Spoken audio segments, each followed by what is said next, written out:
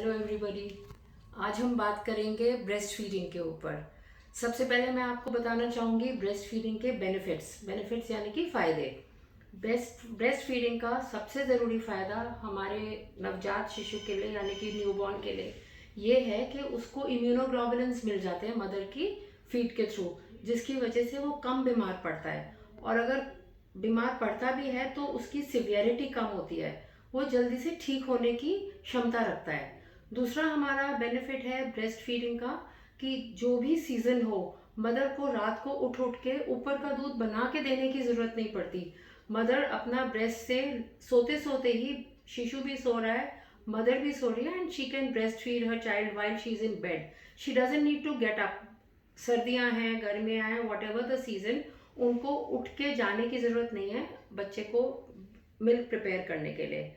एक और बात मैं यहाँ पे बताना चाहूँगी कि हम कब तक अपने बच्चे को ब्रेस्ट फीड करें। The first most important thing is exclusive breast feeding. Exclusive मतलब सिर्फ ब्रेस्ट फीड देना है, ना पानी देना है, ना ऊपर का कुछ और देना है। फर्स्ट 6 मंथ्स के लिए, पहले 6 महीने सिर्फ ब्रेस्ट फीड। उसके बाद जो फीड स्टार्ट होती है वो कॉम्प्लीमेंट्री फीड होती है, पर फिर भी ब्रेस्ट फीड को कंटिन्यू रखना है जब तक के बेबी 1.5 साल या 2 साल तक का नहीं हो जाता है। This is all about the benefits and time. Now I would like to talk breastfeeding को लेकर। हमारे देश में बहुत सारे मिथ्स हैं। मिथ्स यानी कि वहम कह लो या गलत ख्यालात कह लो। वो ये है कि अगर जब भी बेबी रो रहा है तो मदर को लगता है कि सिर्फ ब्रेस्ट फीड कराना है तो वो चुप हो जाएगा, हमारा बेबी भूखा है। But this is not true. ऐसा तो नहीं है कि जब भी आपका बेबी रोएगा वो भूखा ही होगा। आपका बेबी आपके साथ खेलना भी चाहता है। वो चाहता है आप उससे बातें करो, जो आपकी घर की कॉमन लैंग्वेज है उसमें उससे बातें करो, तो तब भी वो बहल जाता है। ब्रेस्ट फीड का जो टाइमिंग है, हम बताते हैं सबको, एवरी 2.5 आवर्स, हर 2.5 घंटे में बच्चे को भूख लग आती है। मदर 2.5 घंटे के गैप पर उसको फीड दे, हर आधा आधा घंटे के लिए। What I mean to say is, left breast से 30 मिनट्स के लिए फीड दिया, 2.5 घंटे के लिए सो गए, मदर भी बेबी भी। या मदर ने रेस्ट करना है रेस्ट कर लिया, कुछ काम करना है काम कर लिया। उसके बाद फिर से उसको फीड करना है, और अब की बार राइट ब्रेस्ट से करे, so that complete milk evacuation occurs from both the sides and one by one. कम से कम एक छोटे बच्चे को, एक न्यू बॉर्न को 15 to 20 मिनट्स के लिए फीड चाहिए मदर का। एंड जब जैसे जैसे वो बड़ा हो जाता है उसको 30 मिनट्स के लिए चाहिए। एंड 2.5 आवर्स का गैप चाहिए दो फीड्स के बीच में। इसके बीच में अगर आपका बेबी रोता है, ज़्यादातर मदर्स क्या करती हैं, उनकी फैमिलीज ऊपर का फॉर्मूला मिल्क स्टार्ट कर देते हैं या कोई भी और मिल्क स्टार्ट कर देते हैं, बिकॉज दे थिंक कि बच्चा रो रहा है तो वो ऑब्वियसली भूखा है। But this is not true, because the baby might want to play. Another thing is, बच्चे का हो सकता है डायपर सॉइल्ड हो, डायपर आप चेंज करो, बच्चा खुश हो जाता है, चुप हो जाता है। तो हर बारी जब बच्चा रोता है, please don't think that the baby is hungry. बच्चा हर बार भूखा नहीं होता है। The next thing I want to discuss about this is that जब हम कई घरों से हमारे पास जब मदर वापस आती है, वो बोलती है कि हम काउ मिल्क दे रहे हैं। Now let me tell you all, cow milk के अंदर वो चीज़ें नहीं है जो ब्रेस्ट मिल्क में है। अब ऊपर वाले ने ब्रेस्ट मिल्क को, या आई मीन टू से बच्चे के स्टमक को और इंटेस्टाइन्स को ऐसा बनाया है, उसके अंदर ऐसे एंजाइम्स हैं जो सिर्फ और सिर्फ ब्रेस्ट मिल्क को डाइजेस्ट कर सकता है। आपका बेबी के अंदर एंजाइम्स नहीं हैं जो काउ मिल्क को या बफलो मिल्क को या गोट मिल्क को डाइजेस्ट कर सकें।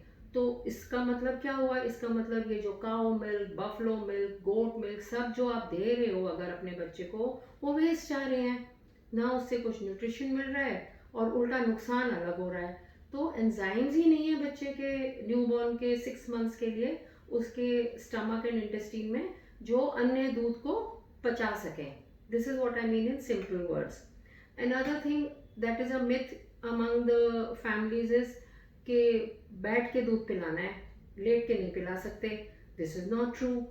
सिर्फ while you are feeding your baby, एक बात का ध्यान रखना है, बच्चे का सिर उसके स्टमक के कंपैरिजन में थोड़ा सा एंगल पे होना चाहिए, ताकि बच्चे का मिल्क swallow के टाइम वो पेट की साइड जाए. So the only what can you do to do this? या तो आप बैठ के पिलाओ, and if you are tired या रात का टाइम है, you don't want to sit, आप लेट के भी पिला सकते हो, and keep the head of the baby on your arm. This arm will work as a pillow.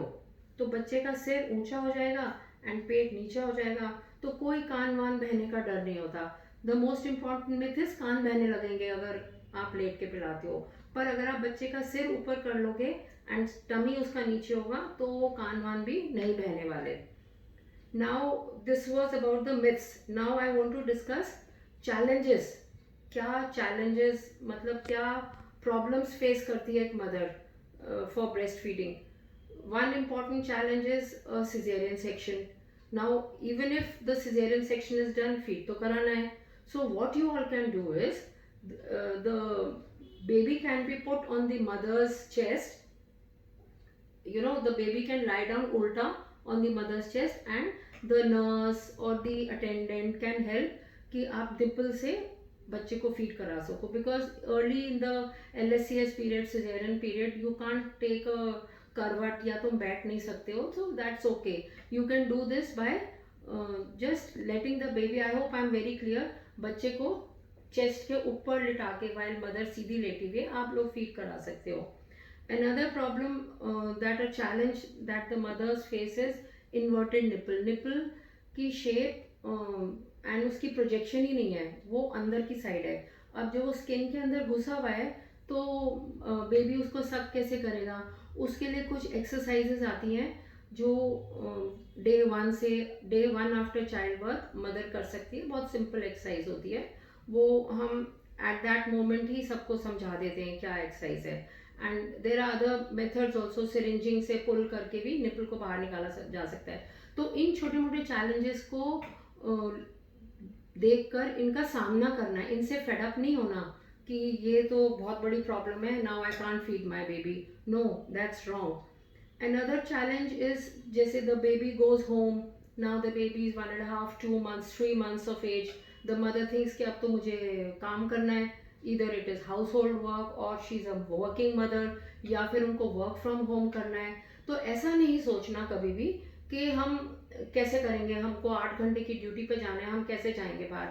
What you all can do is, you can take out your breast feed in a container made up of steel जिसके अंदर ढक्कन हो, और आपका जो breast feed है वो room temperature पे 8 घंटे के लिए एंड रेफ्रिजरेटर में 24 घंटे के लिए रह सकता है.